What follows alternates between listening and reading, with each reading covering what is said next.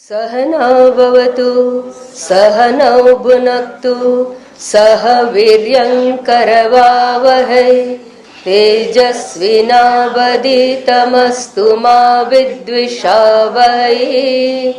ओम शांति शांति शांति। हरि ओम। श्री गुरुभ्यो नमः। हरि ओम। सदाशिवसमारम्भां शङ्कराचार्यमध्यमाम् अस्मदाचार्यपर्यन्तां वन्दे गुरुपरम्परां। श्रुतिस्मृतिपुराणानाम् आलयं करुणालयं नमामि भगवत्पादं शङ्करं लोकशङ्करं।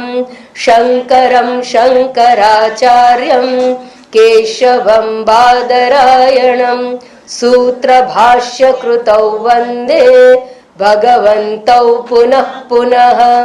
ईश्वरो गुरुरात्मेति मूर्तिभेदविभागिने व्योमवद्व्याप्तदेहाय दक्षिणामूर्तये नमः। मंगलाचरण। श्रीहरिं परमानन्दम् उपदेष्टारमीश्वरं व्यापकं सर्वलोकानां कारणं तं नमाम्यहम्। प्रथम श्लोकમાં મંગલાચરણ કર્યા બાદ દ્વિતીય શ્લોકની અંદર ગ્રંથનો પરિચય આપવાનો પ્રયત્ન કર્યો અને ત્યારબાદ અધિકારીનું નિરૂપણ કરતા કહ્યું કે જે સાધન ચતુષ્ટય સંપન્ન હોય એ બ્રહ્મ વિદ્યાનો અધિકારી બની શકે છે.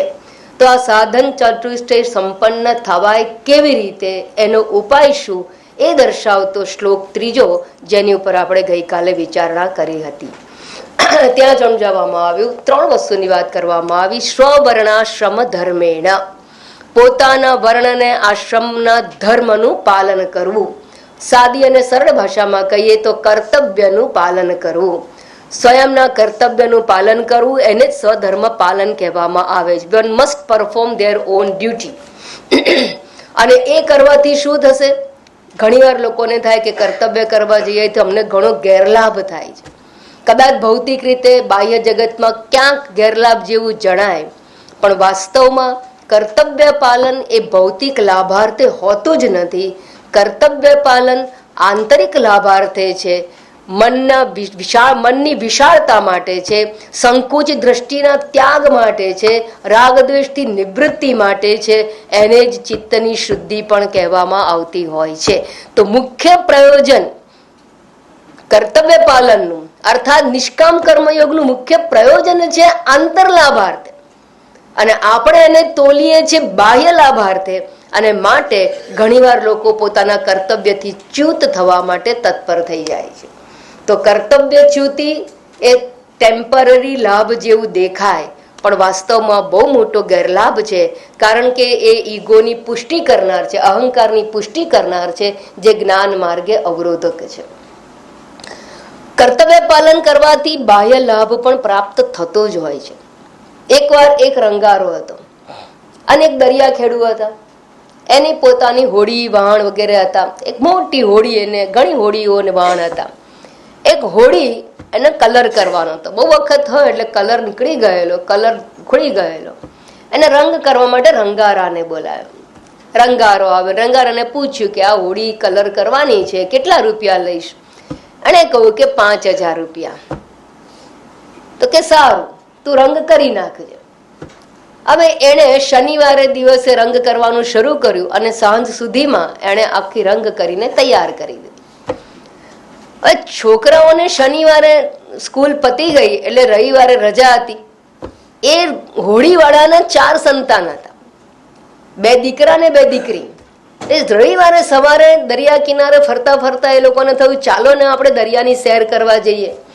અને જેમ તમારી ગાડીમાં બધું પડ્યું હોય એમ એ લોકોની હોડીમાં પણ બધી વસ્તુઓ પડી હોય, ખાણી પીણી વગેરે, મને પિકનિક જેવું કરવા. એ લોકો ફરવાને ગયા ગયા ગયા તો એ મજા આવી ગઈ કે દરિયાની અંદર ખૂબ દૂર ચાલી ગયા. એટલું દૂર ચાલી ગયા કે રાત્રે પાછા આવવાનું અઘરું થઈ ગયું. પાછા આવવા ગયા પણ પહોંચી ના શક્યા અને રાત પડી ગઈ.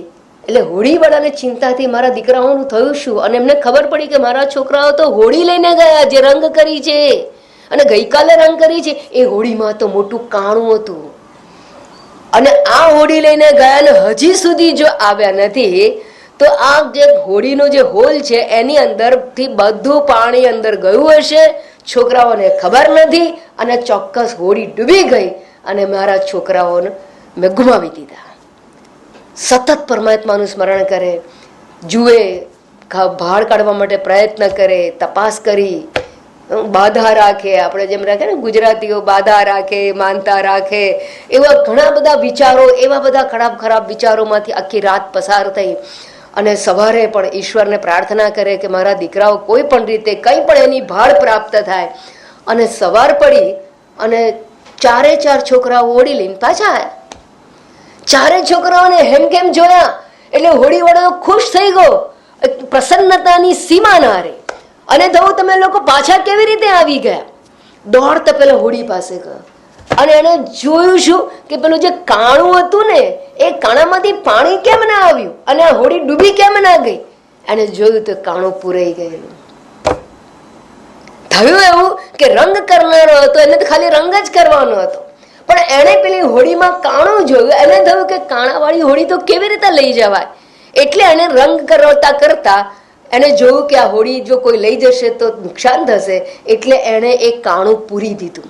લાપી વગેરે દ્વારા એને બધા સામાન લઈ અને રંગ કાણું પૂરીને પછી રંગ કર.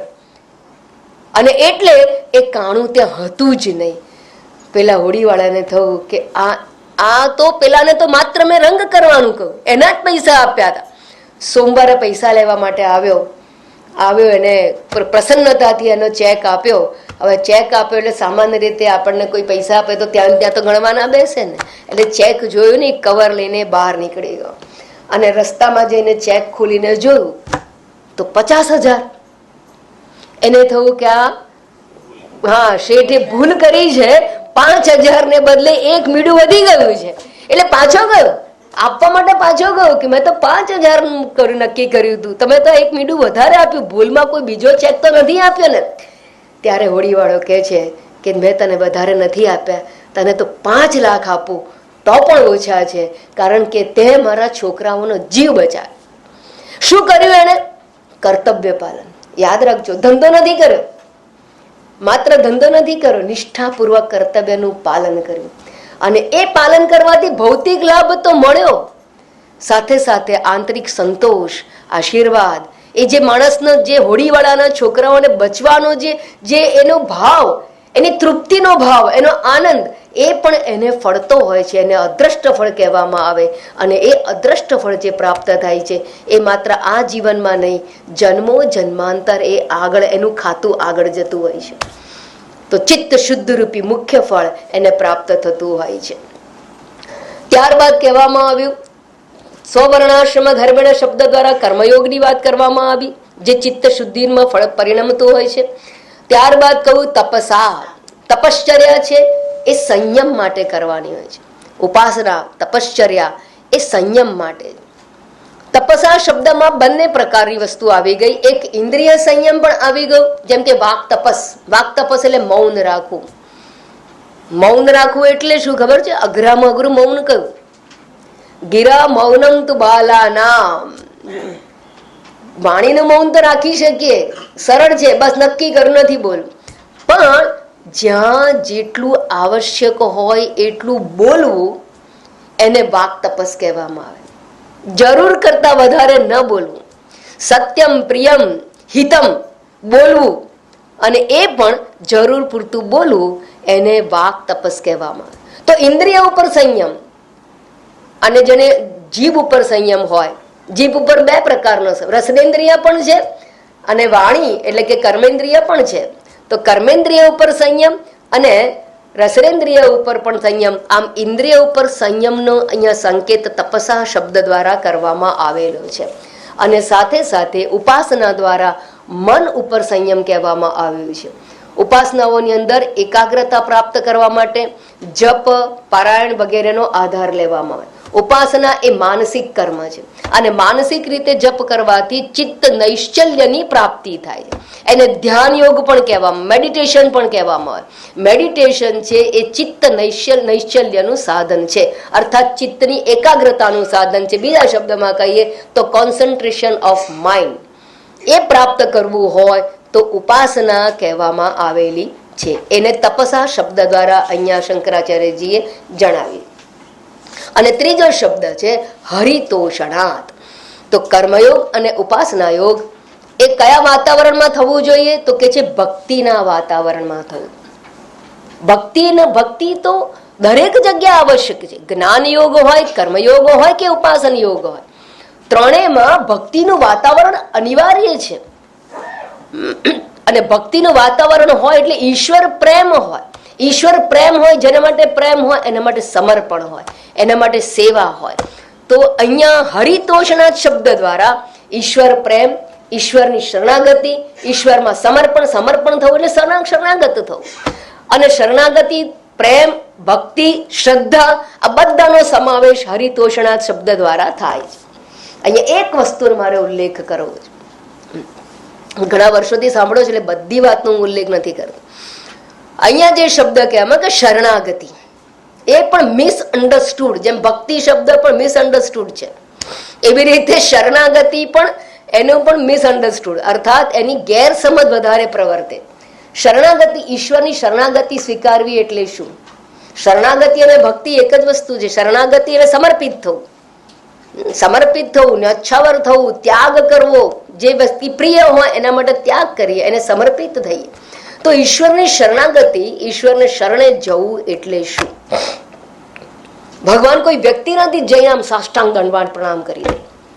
શરણાગતિ અને કોઈ મૂર્તિને સાષ્ટાંગ પ્રણામ કરવા એ શરણાગતિ નથી. તો શરણાગતિ કોને કહેવાય? કોઈ દિવસ વિચારીશ?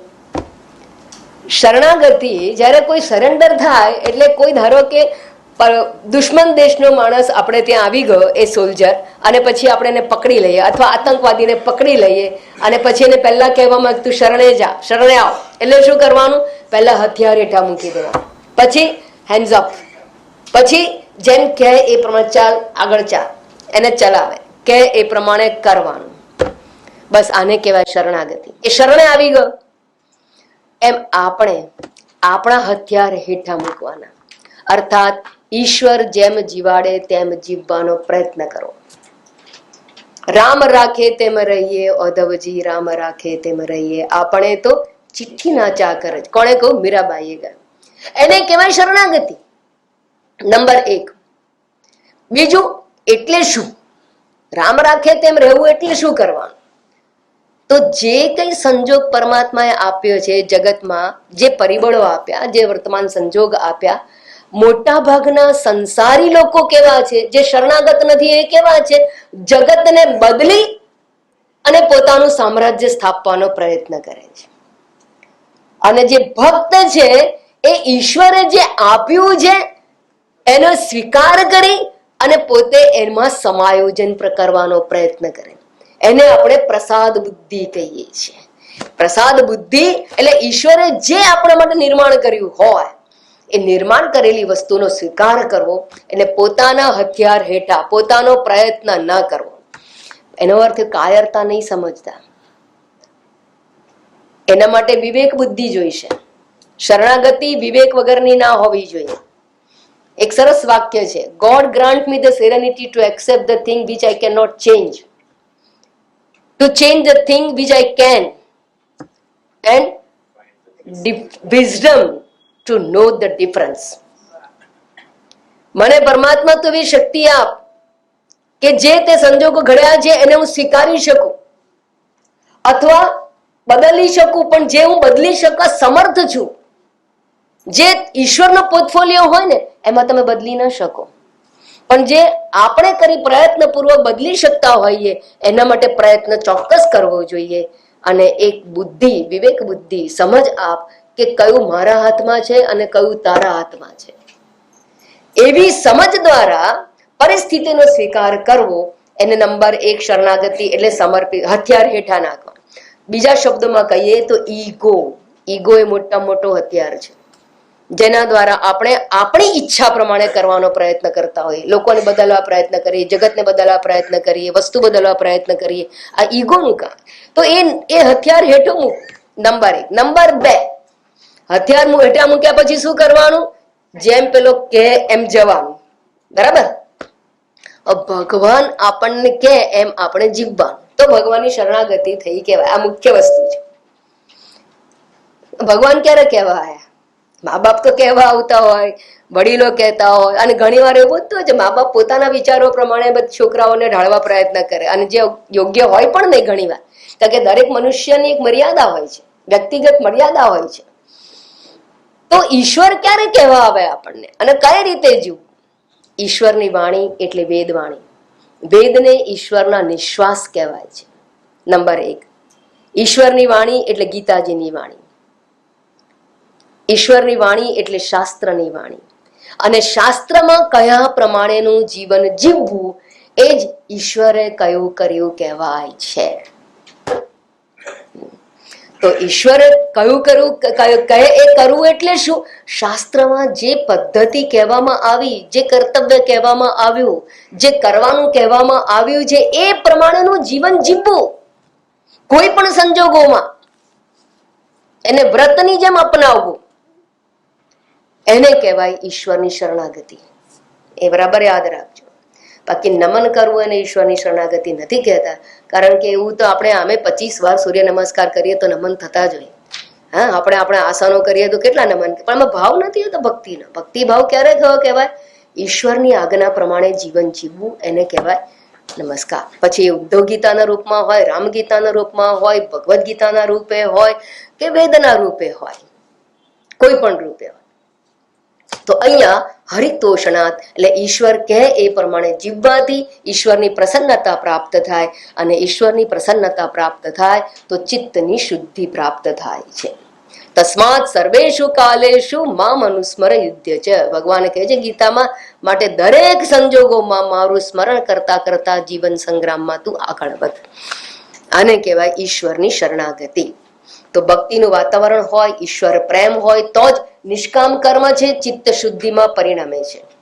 ભક્તિનું વાતાવરણ હશે તો જ ઉપાસના છે એ ચિત્ત નૈશ્ચલ્ય રૂપી ફળમાં પરિણમશે. અને ઈશ્વરની શરણાગતિ એટલે ભક્તિ હશે તો જ જ્ઞાન યોગ છે એ જીવન મુક્તિમાં પરિણમે છે. તો ત્રણેય યોગને સફળ બનાવવા માટે ભક્તિનું વાતાવરણ અનિવાર્ય છે. આટલી વિચારણા 3જા શ્લોકમાં કર્યા બાદ સાધન ચતુષ્ટય પ્રાપ્તિના સાધનની વાત, એટલે કે જ્ઞાન યોગ્યતા પ્રાપ્તિની વાત અહીંયા કરી દેવામાં આવી. હવે જ્ઞાન યોગ્યતા એટલે શું? તો સાધન ચતુષ્ટય કયા. તો આ નિષ્કામ કર્મયોગ કે ઉપાસના યોગ છે એ ચિત્તને તૈયાર કરે છે જ્ઞાન પ્રાપ્તિ માટે. તો તૈયાર કરે છે એટલે શું? Whether I am qualified or not, how to know? ક્યારે ખબર પડે કે મારું ચિત્ત શુદ્ધ થયું, મન શુદ્ધ થયું? ખબર કેવી રીતે પડે? કપડા તો શુદ્ધ કરવા હોય તો અનેક ડિટર્જન્ટ છે, પણ મન શુદ્ધ છે કે નહીં ખબર કેવી રીતે પડે?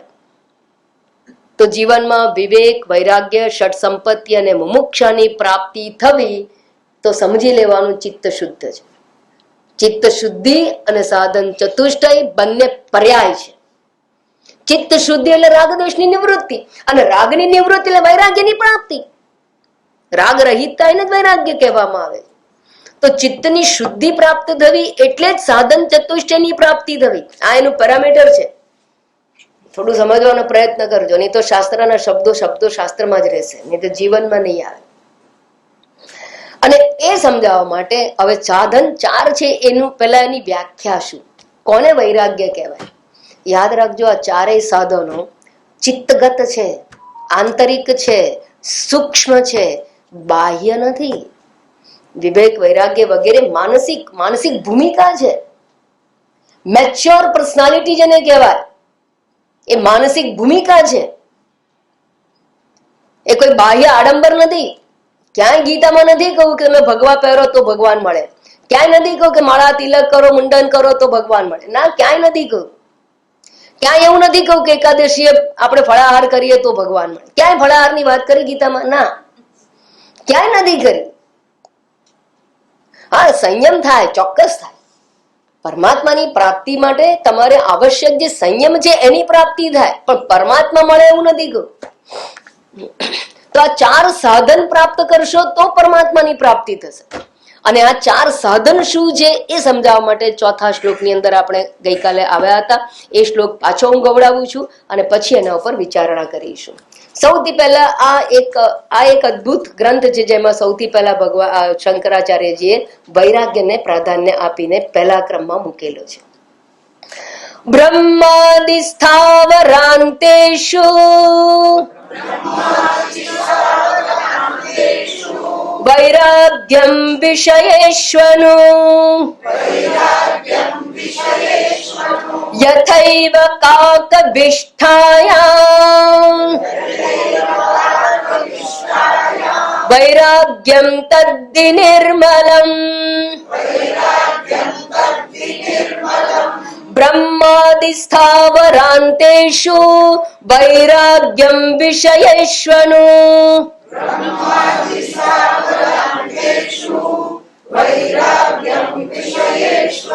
યથૈવ કાકભિષ્ઠાયાં વૈરાગ્યમ તદ્ધિ નિર્મલમ.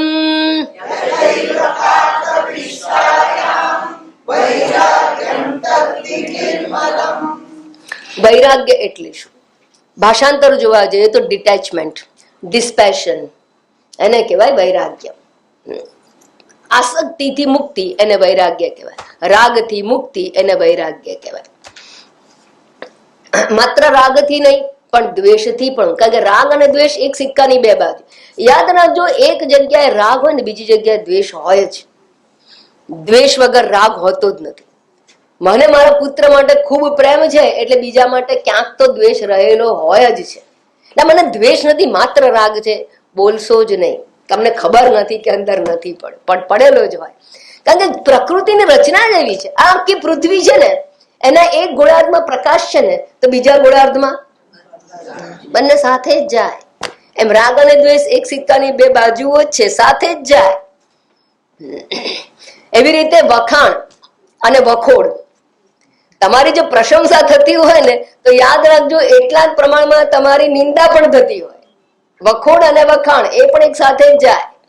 એટલે કોઈ દિવસ છે ને ફૂલાઈ નહીં જવાનું વખાણ થાય તો, અને નિંદા થાય ને તો દુઃખી નહીં થવાનું. કારણ કે પ્રકૃતિ છે, પ્રકૃતિમાં સરખું જ હોય. તો રાગ અને દ્વેષ એક સિક્કાની બે બાજુ, અને એનાથી પર થવું, એનાથી અતિતત્વ અર્થાત પર થવું, એને વૈરાગ્ય કહેવામાં આવે છે. એટલે શું સમજવાનું? દ્રષ્ટાંત એક આપું. દાખલા તરીકે ઓસ્ટ્રેલિયા અને ઇન્ડિયા રમે છે ને અત્યારે, તો કોણ જીતે તો આપણને મજા આવે? ઇન્ડિયા. કે ઇન્ડિયા માટેનો રાગ. હા, ઓસ્ટ્રેલિયા માટે દ્વેષ નથી પણ રાગ ચોક્કસ છે ઇન્ડિયા માટે. સારું, હવે ધારો કે ઓસ્ટ્રેલિયા અને પાકિસ્તાન રમે તો કેમ? ત્યાં શું છે? પાકિસ્તાન માટે દ્વેષ છે. દ્રષ્ટાંત આપું છું, તો રાગ સમજાવું છું. સારું, અને ઇન્ડિયા પાકિસ્તાન રમે તો ઇન્ડિયા જીતે, પાકિસ્તાન હારે, બંને. એટલે એક માટે રાગ, એક માટે દ્વેષ. પણ ધારો કે ઓસ્ટ્રેલિયા અને ઇંગ્લેન્ડ રમતા હોય તો નરોવા કુંજરોવા, જેને જીતવું હોય જીતે, જેને હારવું હોય હારે. આપણે કોઈ મતલબ નહીં. કેમ? એના માટે નથી રાગ, નથી દ્વેષ. સમજી ગયા? બસ આવું આખા જગત માટે થઈ જાય તો તમે વૈરાગ્યવાન કહેવાય. હા, આવી દશા, આવી મનની સ્થિતિ, આવી એક તટસ્થ દ્રષ્ટિ જીવનમાં પ્રાપ્ત થઈ જાય તો રાગ દ્વેષથી આપણે પર થઈ જાય. એને વૈરાગ્ય કહેવામાં આવે. દેટ ઇઝ વૈરાગ્ય. હવે મને કહો કે આ જે ભાવ છે એ ક્યાં રહેલો છે? મનમાં. એ માનસિક છે, આંતરિક છે. બાહ્ય આડંબર સાથે કોઈ સંબંધ નથી એનો. That is called maturity. You are not attach or you are not detach totally. બંનેથી પર. અહીંયા કયું શંકરાચાર્ય કહે છે આવી વસ્તુ ક્યાં હોવી જોઈએ? આવો ભાવ બ્રહ્માદિ સ્થાવરાંતેષુ, બ્રહ્માજીથી માંડી અને સ્થાવર પર્યંત. સ્થાવર પર્યંત એટલે મૃત્યુલોક. બ્રહ્માજી એટલે સત્યલોક. સત્યલોક થી આરંભી અને મૃત્યુલોક પર્યંતના બધા વિષયો. સારું, બીજી દ્રષ્ટિમાં જોઈએ તો બ્રહ્માજી એટલે એક્ઝોલ્ટેડ સોલ જેને કહેવાય, ઉત્કૃષ્ટ જીવ, ઉત્કૃષ્ટ યોની. ઉત્કૃષ્ટમાં ઉત્કૃષ્ટ યોની પ્રથમ જ આ કહેવાય બ્રહ્માજીને. એ કોણ છે? બ્રહ્માજી પહેલા, સૌથી પહેલા, સૌ પ્રથમ. અને સ્થાવર એટલે શું? તો કે વનસ્પતિ જગત, તણખલું કહીએ. એ નિકૃષ્ટમાં નિકૃષ્ટ જીવ છે. તો એક ઉત્કૃષ્ટ જીવ અને નિકૃષ્ટ જીવ, એ બેની વાત કરીને તમામની અંદર કહી દીધું. સર્વ વિષયોની અંદર, જગતના તમામ વિષયોની અંદર વૈરાગ્ય હોવો જોઈએ. બ્રહ્માદિ સ્થાવરાંતેષુ વૈરાગ્યમ વિષયેષુ વિષયેષુ વૈરાગ્યમ. આ બધા વિષયો પ્રત્યે વૈરાગ્ય હોવો જોઈએ. તત્વબોધની અંદર શંકરાચાર્યજી એને કહે છે ઇહામૂત્ર ફલભોગ વિરાગ. આલોક અને પરલોકના ફળ ભોગની અંદર ઈચ્છા ન હોવી, ઈચ્છા રાહિત્યમ, એને વૈરાગ્ય કહેવામાં આવે છે. તો અહીંયા કહે છે કે બ્રહ્માજીથી મળીને સ્થાવર પર્યંત શા માટે વૈરાગ્ય હોવો જોઈએ? યાદ રાખજો, આપણે જોઈએ છે કાયમી સુખ. આપણું ધ્યેય હંમેશા સ્પષ્ટ હોવું જોઈએ. જો ધ્યેય સ્પષ્ટ નહીં હોય તો વિચલિત થવાની તૈયારી છે રાખવાની, ચિલિત થઈ જ જવાશે. કારણ કે આપણને નાની નાની વસ્તુમાં સુખ જોતા આપણને આવડતું હોય છે અને એ જ જોતા હોય છે, ટેવાયેલા છે. એટલે જ્યાં થોડુંક સુખ મળી જાય ને શાંતિ મળી જાય ટેમ્પરરી, તો આપણે દોરાઈ જતા હોય. આપણે જોઈએ છે સુખ, કાયમી સુખ. અને બ્રહ્માજીની પદવી છે ને એ પણ એક કલ્પ પર્યંત જ છે. બ્રહ્માજી એક ડેઝિગ્નેશન છે. જેમ પીએમ હોય, સીએમ હોય, એ ડેઝિગ્નેશન છે. તો કર્મ અને ઉપાસનાના પરિણામે પ્રાપ્ત કરેલું પદ છે. ડેઝિગ્નેશન પ્રાપ્ત કર્યું છે પ્રયત્નપૂર્વક. અને શાસ્ત્ર કહે છે, ન્યાય કહે છે, યત કૃતકમ તદ અનિત્યમ. જે કંઈ કર્મ દ્વારા પ્રાપ્ત કરો એ અનિત્ય છે. માટે ગીતામાં પણ કહ્યું બ્રહ્માદિ આલોક આ બ્રહ્મ ભુવના લોકાન પુનરાવર્તી અર્જુન. 8મા અધ્યાયમાં ભગવાન કહે છે આલોકથી માંડીને બ્રહ્મલોક પર્યંત પુનર્જન્મને પ્રાપ્ત થનારા લોક છે. અર્થાત ત્યાં જઈએ પાછા આવવું પડે, કાયમ નથી રહેવાતું. તો બ્રહ્માજીની પદવી પ્રાપ્ત કરો તો પણ નિત્ય સુખની પ્રાપ્તિ નથી. ઇન્દ્રાદી પદવી મળે તો પણ નિત્ય સુખની પ્રાપ્તિ નથી. ક્ષીણે પુણ્ય મર્ત્ય લોકે વિશંતિ. અને એટલું જ નહીં, ઇન્દ્ર વગેરે પદવી તો કેવી છે કે ભયભીત છે, અસલામતી છે, ઈર્ષા છે. સ્વર્ગાદી લોકની અંદર ઈર્ષા છે, ભય છે, અસલામતી છે. જો અસલામતી ના હોત તો ઇન્દ્રને મેનકાને વિશ્વામિત્રના તપના ભંગ કરવા માટે મોકલવી પડી ના. કારણ કે એની પદવી જતી રહેશે, સત્તા જતી રહેશે, છીનવાઈ જશે, એવો ભય હોય છે. તો એવું જે છે, જે પદાર્થો છે, જે ભયપ્રદ વિષયો છે, એ બધા પ્રત્યેનો વૈરાગ્ય, બધાની ઈચ્છાનો ત્યાગ. એટલે જ્યારે શાસ્ત્ર કહે છે સંન્યાસાત શ્રવણમ કુર્યાત, આ વેદાંત જ્ઞાન છે ને એ ગૃહસ્થને પહેલા આપતા જ નહોતા. એ જ્ઞાન પ્રાપ્ત કરવા માટે શું કહ્યું? સંન્યાસાત શ્રવણમ કુર્યાત. સંન્યાસ લો અને શ્રવણ કરો. અને સંન્યાસ એટલે શું? આ બધા પદાર્થોમાંથી વૈરાગ્ય પહેલા પ્રાપ્ત કરો, પછી જ્ઞાન લેવા જાઓ. સાધન ચતુષ્ટ એટલે ક્વોલિફાઈડ થાવ, પછી જ્ઞાન મળે. અને એટલે જયારે સંન્યાસ દીક્ષામાં મંત્ર છે ભૂહુ સંન્યસ્તમયા, ભુવઃ સંન્યસ્તમયા, સ્વઃ સંન્યસ્તમયા, મંત્ર બોલાય છે. એટલે હે Indra, I am not your competitor. I am not at all your competitor. I don't want to get anything out of this world. બધા પદાર્થોમાંથી ત્યાગ, વૈરાગ્ય. અને યાદ રાખો, જેટલો વૈરાગ્ય વધારે ને એટલી અભયતા વધારે હોય. વૈરાગ્ય જેટલો ઓછો હોય ને એટલો માણસ ભયભીત હોય. કારણ કે રાગ છે ને એ પરતંત્રતા સૂચવે છે, ડિપેન્ડન્સી છે. અને વૈરાગ્ય છે ને ઇન્ડિપેન્ડન્સી છે, સ્વતંત્રતા છે. જ્યાં પરતંત્રતા છે ત્યાં ભય છે, જ્યાં સ્વતંત્રતા છે ત્યાં ભય ઓછો હોય છે. તો રાગ તો પરતંત્રતા સૂચવે છે. પરતંત્રતા એટલે ગુલામી છે, આપણને સમજાતી નથી, સુમાળી લાગે છે. એ તો જયારે એનો ત્યાગ થાય ત્યારે જે આપણે હલી જઈએ ત્યારે ખબર પડે છે કે આપણે આટલા બધા અટેચ હતા. સારું, વૈરાગ્ય છે કે ત્યાગ, એના અનેક પ્રકારો જોવા મળતા હોય છે. વિપરીત સંજોગો હોય અને માટે માણસના જીવનમાં વૈરાગ્ય આવી જાય. દાખલા તરીકે જબરજસ્ત એક્સિડન્ટ થાય ને માંડ બચ્યો અને પગ તૂટી જ ગયો હોય અને માંડ માંડ ચાલતા હોય, હવે મારે ગાડી નથી ચલાવી. કેમ? વૈરાગ્ય. કેમ નથી ચલાવી? અરે એકવાર પડ્યા, બીજી વાર હવે પડવું નથી. એટલે ના, એવું ના થયું હોત તો જીવનભર ચલાવે.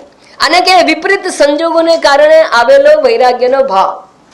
એકવાર અમારે કોર્સની અંદર મિશનમાં એક બ્રહ્મચારી જોઈન થયો, અને ઘણી વાર છે ને શરૂઆતમાં બધા બહુ બ્રહ્મચારીઓ હોય, પછી 3 મહિના થયા ને એને છોડી દીધું. શું થયું? તો કે જોબ મળી ગઈ. જોબ નહોતી મળી તો શું કરવાનું? તો ચાલો let us join this free of charge, let me join this course. અને જે જોબ મળી ગઈ LNT માં, છોડી દીધું. તો આને કહેવાય વિપરીત સંજોગો છે માટે ત્યાગ કરે, એને કહેવાય, એને વૈરાગ્ય કહેવાતો નથી. નંબર 1. નંબર 2, પ્રતિબંધે વૈરાગ્ય. હું તો મીઠાઈ ખાવાનું છોડી જ દીધું છે. કેમ? પ્રતિબંધ છે, મીઠાઈ છોડી નથી. હા, જીવવું છે, જીજીવિષાને કારણે મીઠાઈ છોડી છે, એને કહેવાય પ્રતિબંધે વૈરાગ્ય. દ્રષ્ટાંત બહુ સરળ, કારણ કે 10 માણસે 1 માણસ તો ડાયાબિટીક હોય જ છે ભારતમાં, અને એટલે એ જલ્દી સમજાય એવું છે. પછી ત્રીજું છે અલાભે વૈરાગ્ય. અલાભે એટલે મળવાનું જ ના હોય, અને પછી એમ કે ના ના મેં તો બધું છોડી દીધું. કે આપણે તો જો આ બધું જે કઈ છે ને, સ્વર્ગ નરક બધું અહીંયા જ છે, ભારત દેશ જેવો કોઈ દેશ નહીં. પણ તને વિદેશ જવા મળવાનું હોય તો ને, તારી તાકાત જ નથી કે તું જઈ શકે. તો આને કહેવાય અલાભે વૈરાગ્ય. છી આ દ્રાક્ષ તો ખાટી છે. એટલે પ્રાપ્ત થવાનું ના હોય તો વૈરાગ્ય. એમ સ્વામીજી ઘણી મજાકમાં કહેતા હોય છે કે કેમ ભાઈ તમે સંન્યાસી બન્યા? લોકો પૂછે ને તો કે ભાઈ જો ભાઈને કોઈ દે નહીં, બુનને કોઈ લે નહીં, એટલે અમે સંન્યાસી બન્યા. એને કહેવાય અલાભે વૈરાગ્ય. એવું હોતું નથી, એ સફળ નથી થતા, એને અલાભે વૈરાગ્ય કહેવાય. ચોથું છે સ્મશાન વૈરાગ્ય. હા, સ્વજન જ્યારે મૃત્યુ પામે ત્યારે કોઈ જગતમાં ક્યાંય સાર નથી, બધું નશ્વર છે, ક્ષણભંગુર છે, કોઈ કોઈનું નથી. હા, જીવન કેવું લાગે આપણને? આમ વૈરાગ્યથી ભરાઈ જાય છે. સ્વામી દયાનંદજી મહારાજ એ વૈરાગ્યને સ્મોકી વૈરાગ્ય કહે છે. ચિતા જળતી હોય ત્યાં સુધી, ધુમાડો આવતો હોય ત્યાં સુધી વૈરાગ્ય ભાવ રહે, અને પછી થોડો સમય જતો રહે એટલે બધું પાછું હતું એવું ને એવું. એને કહેવાય અલાભે વૈરાગ્ય. લવ ફેલ્યોર થાય એટલે કે બસ અમારે પરણવું જ નથી. કેમ? લવ ફેલ્યોર છે તો કે વૈરાગ્ય ના કહેવાય એને, એને અલાભે વૈરાગ્ય કહેવાય. આ બધા વૈરાગ્યના સાચા પ્રકારો નથી. તો વૈરાગ્ય કોને કહેવાય એનું દ્રષ્ટાંત શંકરાચાર્યજી આપ્યું. યથૈવ કાક વિષ્ઠાયામ. કાગડાની વિષ્ઠાનો પ્રત્યે જે ભાવ છે, વૈરાગ્ય ભાવ, એ કેવો છે? સહજ છે. અને સહજ વૈરાગ્ય હોવો જોઈએ. શા માટે સહજ વૈરાગ્ય છે? વિવેક વિચાર કરવાની આવશ્યકતા નથી, આપોઆપ જ એનો ત્યાગ છે. શા માટે ઉદાસીન ભાવ છે એના પ્રત્યે? કારણ કે એનું જરા પણ મૂલ્ય આપણા મનમાં હોતું નથી. જ્યાં સુધી કોઈ પણ વસ્તુ જરા પણ મૂલ્યવાન લાગે તો ત્યાગ કરવો પણ નહીં અને થાય પણ નહીં. એટલે તમે જો દિવાળીની અંદર આપણે બધું ઘર સકાળવા મૂકીએ ને, સાફ કરવા કાઢીએ, પછી કેટલોય કચરો, આ બધું ખાલી જ કરવું છે, ખાલી જ કરવું, બધું ખોટું ભરાઈ ગયું છે, અને બધી 50% આપણે પાછું મૂકતા હોય. આ તો હને આપવા કામ લાગશે, આ ટાઈમે કામ લાગશે. થાય છે કે નહીં એવું? તમે ટ્રાય કરો, તમારું કબ્બડ ખાલી કરવાનો પ્રયત્ન કરો તો પણ આ કામ લાગશે, આ કામ લાગશે, આ વખતે લાગશે, પેલા વખતે લાગશે. કેમ? કારણ કે ઉપયોગિતા જણાય ને ત્યાં સુધી તમે એને કાઢી નહીં શકો. એમ જગતના પદાર્થોની ઉપયોગિતા જણાય ત્યાં સુધી જગતના કોઈ પણ પદાર્થનો ત્યાગ ન થઈ શકે. અને ઉપયોગિતા જણાવવી એટલે શું? વિચાર કરો. બધા વિચારો છે, એક પછી એક તબક્કાઓ છે વિચાર. These are all subtle thinking. હા, the utility એટલે શું? એ મને સુખદાયક છે, મને ઉપયોગી છે, અર્થાત મારા સુખનું સાધન છે. જે કોઈ વસ્તુ આપણા સુખનું સાધન હોય તો એને આપણે બળગાડીને રાખીશું, અને જે દિવસે દુઃખનું સાધન બને એ દિવસે દીકરો જન્મે ને ત્યારે મેરી આંખો કા તારા ચંદા, અને પછી જ્યારે જો છોકરો ધારો કે કોઈ મુસ્લિમ છોકરીને લઈ આવે અથવા કંઈ એવું કાર્ય કરે કે જે પિતાની પ્રતિષ્ઠાને લાંછન લગાડતો હોય તો પિતા પેપરમાં આપતા અચકાતા નથી કે મારે આની સાથે કોઈ લેવા દેવા નથી. થાય છે કે નહીં? એવું થાય જ છે. રખે એવું સમજતા કે કુપુત્રો જાય તો કચદપી કુમાતા ના ભવતી. નથી એવું હોતું. માતા કુમાતા ના એવું નથી હોતું. જ્યાં સુધી મારા સુખનું સાધન છે ત્યાં સુધી મને પ્રેમ છે. સુખનું સાધન નથી તો આવજો, બાય બાય. આને કહેવાય રાગ. તો જગતના પદાર્થોમાં જરા પણ એ સુખનું સાધન લાગે, ઉપયોગી લાગે, ત્યાં સુધી ત્યાગ અશક્ય છે. પણ જે ક્ષણે સમજાઈ જાય કે આ સુખનું સાધન નથી, ત્યારે જ એનો ખરેખર ત્યાગ થાય અને એને જ શુદ્ધ વૈરાગ્ય કહેવામાં આવે છે. અહીંયા કે છે વૈરાગ્યમ વિષયેષુ અનુ. અનુ શબ્દ મહત્વનો છે. શંકરાચાર્યજી અનુ એટલે પછી, પાછળ. અનુયાયી એટલે ફોલોવર, પાછળ ચાલનારા. નેતા આગળ ચાલે તો અનુયાયી પાછળ. અનુગીતા, ગીતા મૂકે પછી અનુગીતા. અનુ શબ્દ ફોલોવર બતાવે. તો અહીંયા અનુ શબ્દ શું સૂચવે છે? તો કે જે વિવેક વિચાર કર્યા પછી જાગેલો વૈરાગ્ય હોય એને શુદ્ધ વૈરાગ્ય કહેવામાં આવે છે.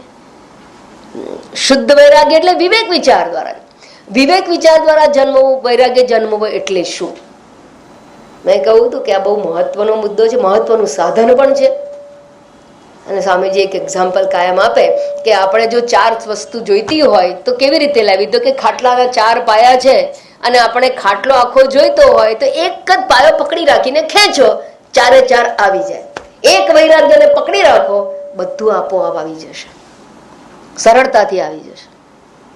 એટલું વૈરાગ્યમાં જરા વધારે સમય આપીશ. ઉપનિષદ કહે છે, મુંડક ઉપનિષદ, પરીક્ષ લોકાન કર્મચિતાન નિર્વેદમ આયાત. નિર્વેદ એટલે વૈરાગ્ય. વૈરાગ્યની પ્રાપ્તિ થાય છે. ક્યારે પ્રાપ્ત થાય છે? પરીક્ષ લોકાન. ઈક્ષણ કરવું એટલે બારીકાઈથી વિચારવું.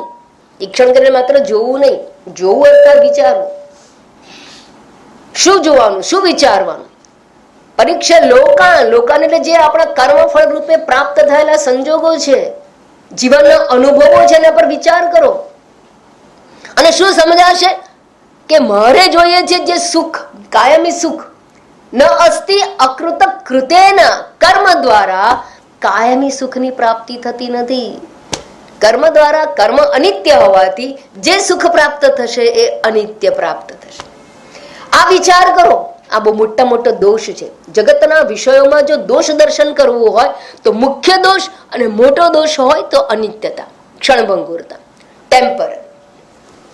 એ જ વાતને ભગવાને ગીતામાં 5મા અધ્યાયમાં કહ્યું, યેહિ સંસ્પર્શજા ભોગાઃ દુઃખ યોનય એવતે આદ્યંતવંત કૌંતેય ન તેષુ રમતે બુધઃ.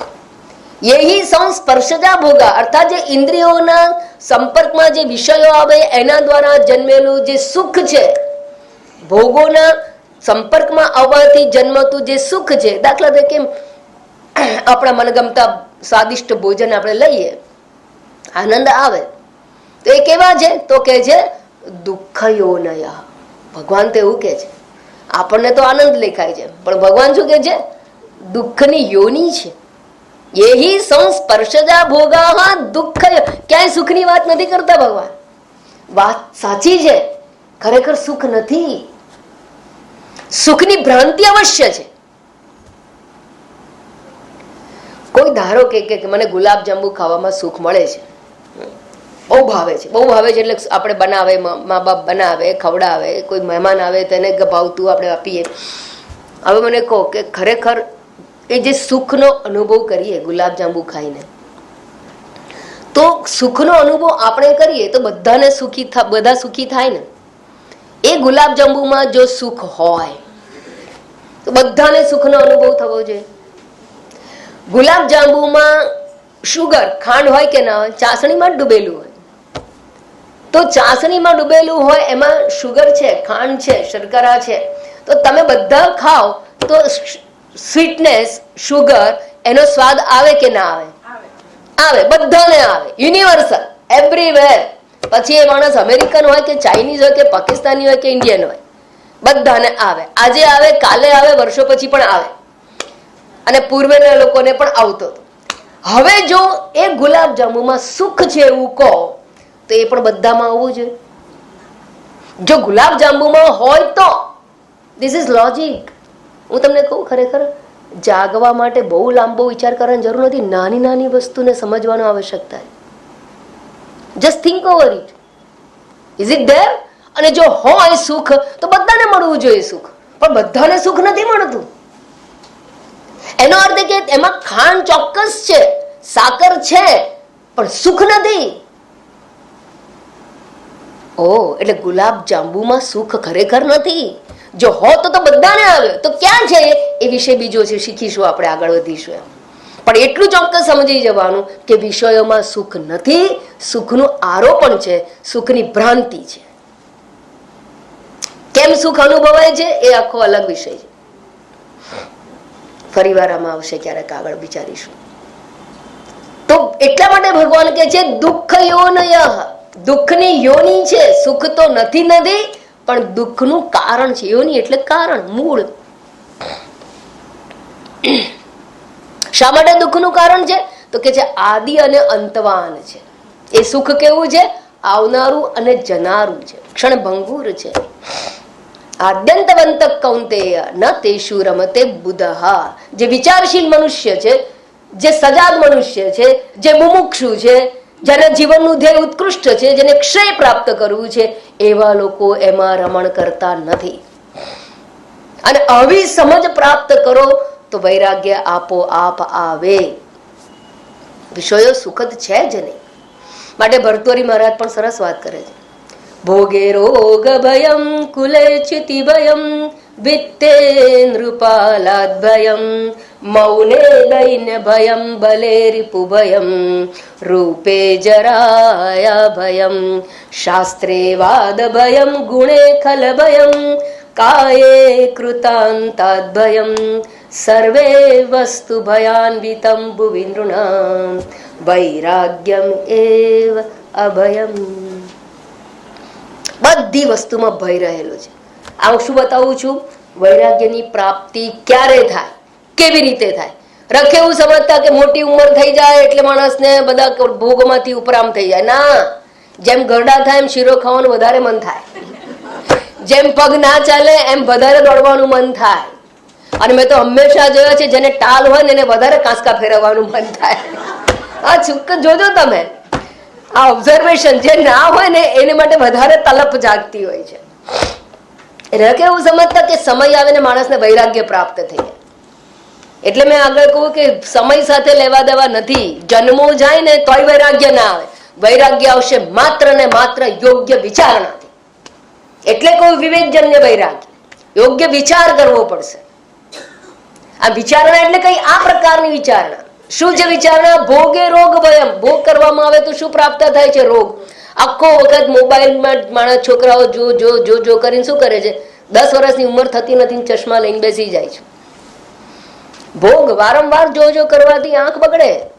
એમ મોટેથી મ્યુઝિક સાંભળે, ડીજે, પછી શું થાય? પડઘા પડે અને કાનમાં બેરાશ આવી જાય. તો જે ઇન્દ્રિયોનો ભોગ વધારે ને વધારે થાય એમ ઇન્દ્રિયો ક્ષીણ થતી જાય છે. એટલે રોગનું ઘર બનતું જાય છે. ભોગે રોગ ભયમ કુલે ચ્યુતિ ભયમ. બહુ કુળવાનું અભિમાન હોય તો આ કુળની વ્યક્તિ અહીંયા જાય, આ કુળની વ્યક્તિ અહીંયા જાય. મીનાબેન કહેતા પેલા કે હું પરણે આવી તો મારે તો લારીમાં પાણીપુરી ખવાય જ નહીં. આ મોટા ઘરની વહુ કોઈ દિવસ પાણીપુરી ખાઈ શકે? ચોપાટી ઉપર ના ખાઈ શકે. કુલે ચ્યુતિ ભયમ, ભય. કુલે ચ્યુતિ ભયમ. પછી વિત્તે નૃપાલાદ. ધન સંગ્રહ કરો તો કોનો ડર લાગશે? ટેક્સ ભરવો પડે. ચોર તો હવે બધા આજકાલ તો ઘણા હોશિયાર થઈ ગયા છે. ચોરે હોશિયાર થયા છે, પૈસા વાળા હોશિયાર થયા છે. અનેક રસ્તાઓ છે મૂકવા માટેના. પણ ઇન્કમ ટેક્સ, સેલ ટેક્સ, ટેક્સનો દર. એટલે ટેક્સ એટલે રાજા લઈ જાય, કર તરીકે લઈ જાય, એટલે ટેક્સ ચૂકવવાનો હોય, એનો ડર લાગે. એટલે આપણે છુપાવવાનો પ્રયત્ન કરો. ભય છે. ધન વધારે પ્રાપ્ત થવાથી ભય પ્રાપ્ત થાય છે. એ સુખનું સાધન નથી. મારું કહેવાનું એટલું જ છે. એટલે શાસ્ત્ર કહે છે કે જો ઉપયોગી હોય એટલું રાખો, ઉપયોગ કરતા વધારે હોય. કબીર કહે છે દોઉ હાથ ઉલેચીએ નદી નાવ સંજોગ. જરૂર કરતા વધારે વસ્તુ રાખવી એટલે ભય, ચિંતા અને દુઃખને આમંત્રણ છે. Required, yes, you must have. જીવન નિર્વાહ પૂરતું જે આવશ્યક હોય એ ચોક્કસ રાખો. એનાથી વધારે હોય એ ચિંતા અને ભયનું સાધન છે. વિત્તે નૃપાલાદ ભયમ. પછી કે છે મૌને દૈન્ય ભયમ. મૌન રહો, બોલો નહીં. તો કે છે એને કઈ આવડતું જ નથી તો શું બોલે. અર્થાત દીનતાનો ભાવ આવે, લઘુતા ગ્રંથિનો ભાવ આવે. મૌન રાખશો તો લઘુતા ગ્રંથિનો ભાવ. મૌને દૈન્ય ભયમ. પછી કે છે બલે રીપુ ભયમ. બળવાન હોય એને દુશ્મનનો ભય હોય. મહાસત્તાઓ જુઓ અત્યારે એકબીજાનો ભય છે. રશિયા હોય, અમેરિકા હોય, ચાઇના હોય, હા, અને પેલો ક્રેન્કી કોણ, નોર્થ કોરિયા. આ બધાને એકબીજાનો ભય છે. ભલે રીપુ ભયમ. પછી કે છે આગળ રૂપે જરાયા ભયમ. હાશ, ભગવાને જેને રૂપ ના બહુ સુખી હોય, બહુ રૂપ આપ્યું હોય ને એને બહુ સાચવવું પડે, એને મેન્ટેન કરવા માટે. એને થાય કે વૃદ્ધાવસ્થા આવશે તો શું થશે, અંગમ ગલિતમ પેલું પલિતમ મુંડમ થઈ જાય તો દેખાવ પેલા જેવો નહીં રહે. અને એવું જયારે થાય ત્યારે વૃદ્ધાવસ્થાનો ડર રહે. એટલે એને યંગ દેખાવા માટેનો પ્રયત્ન કરે. એને યંગ રહેવા માટેના અનેક નુસ્ખાઓ. પછી એ ડ્રગ્સ લઈને એ પણ લઈને આગળ વધતા હોય છે બધા, કે જેથી કરીને યંગ ને યંગ રહે. હોર્મોન્સ લેતા હોય. કેમ? મારે ઘરડા નથી થવું. તો રૂપે જરાયા ભયમ. શાસ્ત્રે વાદ ભયમ. શાસ્ત્રમાં પંડિત હોય એને થાય કે મને કોઈ વાદ વિવાદમાં હરાવશે, મારાથી કોઈ આગળ નીકળી જશે. શાસ્ત્રે વાદ ભયમ. ગુણે ખલ ભયમ. જે ગુણવાનો હોય એને કોઈ દુર્ગુણી મનુષ્ય હોય, દુર્જન હોય, એની સોબતથી દૂર રહેવાનો પ્રયત્ન કરે. એને દુર્જનનો ભય લાગે છે. અને શરીરનું જેને અભિમાન છે એને કૃતાંતાદ ભયમ. કોનો ભય છે? યમરાજનો, મૃત્યુનો ભય છે. આમ બધી જ વસ્તુ ભયયુક્ત છે. માત્ર વૈરાગ્ય એ જ તમને ભય મુક્ત કરે છે. ભય એ દુઃખનું જ અભિવ્યક્તિ છે. એક વસ્તુ સમજી ગયા? સારું. બીજી વાત, ભરતોહરી મહારાજ બીજું પણ બહુ સરસ આ વિચારણા આપું છું. વૈરાગ્યની પ્રાપ્તિ કેવી રીતે થાય, આ વિચારણા ઉપર આંખ મીચામણા કરશો તો જન્મો જશે તોય વૈરાગ્ય નહીં પ્રાપ્ત થાય. જીવન સમાપ્ત થાય તોય વૈરાગ્ય નહીં આવે. ભરતોહરી મહારાજ કે છે અવશ્યમ યાતારહ ચિરતરમુષિત્વાપી વિષયા વિયોગે કો ભેદઃ ત્યજતિ ન જનો યત સ્વયમમુન વ્રજંત સ્વાતંત્ર અતુલ પરિતાપાય મનસઃ સ્વયં ત્યક્ત્વા હેતે શમ સુખમ અનંતમ વિદધતિ. એ કહે છે બધા જગતના પદાર્થો, મનુષ્ય હોય, પરિસ્થિતિ હોય કે પદાર્થો હોય, આ બધું જવાવાળા. અવશ્યમ યાતારહ. લાંબો સમય બધા આપણી સાથે હોય, મિત્ર વર્તુળ હોય, સ્વજનો હોય, પણ બધા કાયમ રહેવા વાળા નથી. જનારા. અવશ્યમ યાતારહ. ચિરતરમ ઉષિત્વાપી વિષયા. લાંબો સમય સાથે હોવા છતાં પણ એ કાયમ ટકનારા નથી, જતા રહે છે. પણ વિયોગ તો થવાનો જ છે. પણ વિયોગ બે પ્રકારે થાય. વિયોગ તમે કરો અને વિયોગ આપોઆપ થઈ જાય. બરાબર? જો તમે વિયોગ કરે, તમે આપોઆપ થઈ જાય અર્થાત શું? સ્વજન જાય અથવા તો આપણી ધન સંપત્તિ જતી રહે. જ્યાં પૈસા મૂક્યા બધા ડૂબી જાય. બની શકે. જ્યાં તમે રોકાણ કર્યું ડૂબી જાય. હવે શું થયું? તમે નહોતા ઈચ્છતા, તમારે તો જોઈતું તું ને ગયા. સ્વજન તમારે રાખવા હતા પણ ગયા. કોરોનામાં કેટલાય સ્વજનો ગયા. તો વિયોગ તો થયો પણ આપણી ઈચ્છા વગર થયું. એટલે એ દુઃખનું કારણ બની જાય છે. માણસ દુઃખી થઈ જાય છે. વ્રજંત સ્વાતંત્ર્યાત. તો માણસને માનસિક રીતે પરિતાપ, તાપ એટલે સંતાપ આપે છે. પણ જો પોતે છોડી દઈએ તો, દાખલા તરીકે તમારી પાસે તમે મૂક્યા હોય 1 કરોડ રૂપિયા મૂક્યા હોય, 10 કરોડ તમારી પાસે હોય ને 1 કરોડ મૂક્યા હોય અને એ જગ્યાએ બેંક ઉઠી ગઈ તો એ ગયું. આપણને સખત સંતાપ થાય, દુઃખ થાય. પણ ધારો કે કરોડ નહીં પણ 50 લાખ પણ તમે દાન આપ્યા તો તમે આપ્યા છે તમે ત્યાગ કરો છો. તમે જો ત્યાગ કરો, ગયા તો બંનેમાં, પેલામાં પણ ગયા ને આમાં ગયા. એકમાં તમારી પાસેથી છીનવાઈ ગયું અને એકમાં તમે આપી દીધું. તમે આપો તો શું થાય છે? માનસિક શાંતિ, સુખ, આનંદ, સેટિસ્ફેક્શન પ્રાપ્ત થાય છે, મનની શાંતિ પ્રાપ્ત થાય છે. એટલે કે છે કે જો આપણે સ્વયં ત્યક્ત્વા હે તે શમ સુખમ અનંતમ, અનંત સુખ પ્રાપ્ત થાય છે. એવી રીતે તમે ટ્રેનમાં જતા હો અને ખિસ્સામાં પડ્યો પાકીટ પડ્યું હોય અને એ જો કોઈ ખિસ્સા કાતરું આપીને લઈ જાય અને તમે ટ્રેનની અંદર ગયા લોકલ ટ્રેનમાં અને પછી ઘરે જઈને જો અરે બાપરે આ તો કાણું થઈ ગયું, બધું ગયા. અને એ જ પ્લેટફોર્મ ઉપર પેલો ભિખારી માગવા આવતો હોય અને આપણને 50 રૂપિયા આપતા વિચાર આવતો હોય અને પેલો કાપીને લઈ ગયો તો દુઃખ ક્યાં થાય? પેલો લઈ ગયો એમાં. પણ ધારો કે શીખ્યા ખિસ્સામાંથી કાઢીને 100 રૂપિયા આપ્યા હોય તો એમાં પણ વિયોગ છે, પણ એમાં સુખ છે, શાંતિ છે. બસ એ રીતે ભગવાન અહીંયા કહે છે કે આખું જગત અનિત્ય છે. જો તમે વૈરાગ્ય નહીં પ્રાપ્ત કરો તો એક દિવસ મૃત્યુ બધું છીનવી લેવાનું છે. મૃત્યુ આવે ત્યારે દુઃખી થાય છે. કોણ દુઃખી થાય છે? જેને એટેચમેન્ટ છે. જેટલું એટેચમેન્ટ વધારે એટલો સંતાપ વધારે. એ મૃત્યુ તો બધું જ છીનવી લેવાનું છે. બેંક ઉઠી ગઈ એટલે શું? સમજો કે કાળ આવી ગયો. કાળ બધું જ છીનવી લે છે અને કાળ છીનવી લે એ પહેલા એને છોડી દો. Kick the world before the world kicks you. અને એને કહેવાય વૈરાગ્ય. તો વૈરાગ્ય એટલે તાકાત છે, આંતરિક ક્ષમતા પ્રાપ્ત કરો, છોડવાની ક્ષમતા, ત્યાગની ક્ષમતા. અને બધું અનિત્ય છે, જવાનું જ છે. એક વખત તો મૃત્યુ આવવાનું જ છે. અવતારી પુરુષ નથી ટક્યા તો આપણે કયા ઝાડનું મૂળ? એવું સમજીને ડિટેચમેન્ટ અત્યારથી રાખો. અત્યારથી જ વૈરાગ્યની પ્રાપ્તિ કરી લો. વિષયો અનિત્ય છે, એ જવાના જ છે.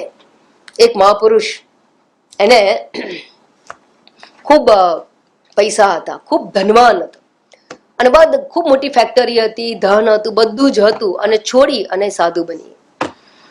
પછી એક કાળક્રમ એવું થાય છે કે એ સાધુ બન્યા પછી મહાત્મા પાછા મુંબઈ શહેરની અંદર એમના ગુરુ સાથે આવે છે અને એમના બધા સ્વજનો, પરિવારજનો ભેગા થાય છે.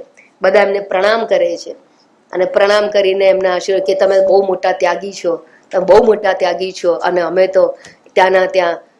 એ કે છે કે ના ના, ઊભા થઈ ગયા અને એ લોકોને પગે લાગવા માંડ્યા. એ કે છે હું ત્યાગી નથી, હું તો બ્રહ્માનંદ, નિત્યાનંદ બ્રહ્માનંદની પ્રાપ્તિ માટે ક્ષણભંગુર વિષયાનંદનો મેં ત્યાગ કર્યો. તમે તો ક્ષણભંગુર વિષયાનંદ માટે બ્રહ્માનંદનો ત્યાગ કર્યો છે. તો મારા કરતા વધારે ત્યાગી કોણ છો? તમે જો, તમે નમન કરવા યોગ્ય. પણ એવું જયારે સમજાય ને ત્યારે તમને ત્યાગ કરતા જરા પણ વિચાર આવે નહીં. પણ જો એવું નહીં સમજાય ત્યાં સુધી ત્યાગ કરવાનું અઘરું પડે છે. ત્યાગની વાત આવે તો એક ભર્તુહરી મહારાજનું પણ દ્રષ્ટાંત છે, બહુ સુંદર. ભર્તુહરી મહારાજ, અંતિમ વાત કરી. ભર્તુહરી મહારાજ છે ને, એ તો તમને વાર્તા ખબર છે. વૈરાગ્ય શતક ભર્તુહરી મહારાજે લખ્યું, નીતિ શતક લખ્યું, શૃંગાર શતક લખ્યું. એ ભર્તુહરી મહારાજે જયારે પિંગળાની સાથે જે છેતરપિંડીનો ભાવ જાગ્યો અને એમાંથી વૈરાગ્ય આવ્યો અને એમણે છોડી દીધું. હવે એકવાર જંગલની અંદર એ બેઠા હતા, ફરતા હતા અને ભિક્ષાંદેહી કરીને જીવન નિર્વાહ અથવા કંદમૂળ ફળ ખાઈને જીવન જીવતા હતા. એકવાર એમને એનું વલકલ હતું ને સાંધવું હતું, કારણ કે પત્તાઓને ભેગા કરીને એ જમાનામાં વલકલ પહેરાતા. વલકલ એટલે પાંદડાઓનું વસ્ત્ર પહેરવા. અને એ બનાવવા માટે શું કરતા કે પેલી બાવળિયા હોય ને, એ બાવળિયાના કાંટાની સોય બનાવે અને મોટા પાંદડા હોય ને, એ પાંદડાની જે શીરા હોય, રેસા, એને દોરો તરીકે બનાવે અને પછી એ રીતે એને સીવવાનું પ્રયત્ન કરે. તો એકવાર એવું થયું કે શિવ પાર્વતી ઉપરથી જતા હતા. શિવ પાર્વતીએ જોયું કે ભર્તુહરી મહારાજ નીચે બેઠા છે એટલે પાર્વતીજીએ શિવજીને કહ્યું કે ભગવાન તમારા ભક્ત છે નીચે, આપણે એને મદદ તો કરીએ કઈ. શિવજી કે એને કોઈ મદદની જરૂર નથી, એ તો ત્યાગીને બેઠો છે. તો કે ના, પણ એવું નહીં, આપણે એને કંઈક તો એને જે જોઈતું આપણે આપવું જોઈએ. આપણી નજર પડી છે, આપણે અહીંયાથી પસાર થઈએ છીએ, આપણે આપણા તમારા સેવકને તમે આપો. શિવ પાર્વતીજી નીચે આવે અને ભર્તુહરી મહારાજ સોય પરોવતા હતા ભર્તૃહરિ મહારાજે જોયા શિવજીને અને પાર્વતી દેવીને, એટલે પ્રણામ કર્યા. એટલે પાર્વતી દેવી અને શિવજી કહું, બોલ તારે જે જોઈતું માગી લે. તો ભર્તૃહરિ મહારાજ કે મારે કઈ જોઈતું નથી, મને તો આપના દર્શન થયા, ઓહો ભાગ્ય મારા, આનાથી વિશેષ મારે શું જોઈએ, મારે કઈ જોઈતું નથી. એટલે પાર્વતીજી કહે છે કે એવું નહીં, અમે આવ્યા છે તો ખાલી હાથે નહીં જઈએ, કંઈક તો તમારે માંગવું પડશે અમારી પાસે. તો ભર્તૃહરિ મહારાજે શું માંગ્યું ખબર છે? એમનું આમન્ય રાખવા માટે એમ કહું કે આ છે ને સ્વાય એ પરોવી આપણ મારાથી પરોવાતી નથી. આને કહેવાય વૈરાગ્યની પરાકાષ્ઠા. આવો વૈરાગ્ય હોય એને શુદ્ધ વૈરાગ્ય કહેવામાં આવે છે. તો આવો વૈરાગ્ય આ વિચાર દ્વારા આવશે. વિચાર વગર વૈરાગ્ય કદાપી પાંગરતો નથી. તો આવા ક્ષણભંગુર પદાર્થો, અનિત્ય પદાર્થો છે, દુઃખદ પદાર્થો છે, એવું સમજવાનો પ્રયત્ન કરો. પરીક્ષલોકાન કર્મચિતાન, પોતાના અનુભવોને રોજ વાગોળો. એને કહેવાય મનન. શ્રવણ પછી મનન, રિફ્લેક્શન. અને એ અનુભવો ઉપર વિચાર કરતા કરતા નિર્વેદમ આયાત, તો જ વૈરાગ્યની પ્રાપ્તિ થાય છે. અને એ પ્રાપ્ત થાય પછી કહું તદ વિજ્ઞાનાર્થમ સગુરુમેવા વિગચ્છેત સમિત પાણી શ્રોત્રિયમ બ્રહ્મનિષ્ઠમ. પછી એ પરમ તત્વને પ્રાપ્ત કરવા માટે સમિત પાણી લઈ અને ગુરુ પાસે જવું જોઈએ. તો ગુરુ પાસે વૈરાગ્ય સાથે જવું, વિદ્યાર્થે જવું છે. બ્રહ્મવિદ્યા, પણ બ્રહ્મવિદ્યા પ્રાપ્ત કરવા માટે પહેલા ક્વોલિફાઈડ. તો પહેલામાં પહેલું અને મહત્તમ ક્વોલિફિકેશન એટલે વૈરાગ્ય. અને વિચારણા કર્યા બાદ હજી થોડી વૈરાગ્યની વાત કરી અને પછી આપણે વિવેક વિચારણા ઉપર આગળ આવતીકાલે વધીશું. ઓમ પૂર્ણમદ પૂર્ણમિદમ પૂર્ણાત પૂર્ણમુદચ્યતે પૂર્ણસ્ય પૂર્ણમાદાય પૂર્ણમેવાવશિષ્યતે. ઓમ શાંતિ શાંતિ શાંતિ. હરિ ઓમ. શ્રી ગુરુભ્યો નમઃ. હરિ ઓમ.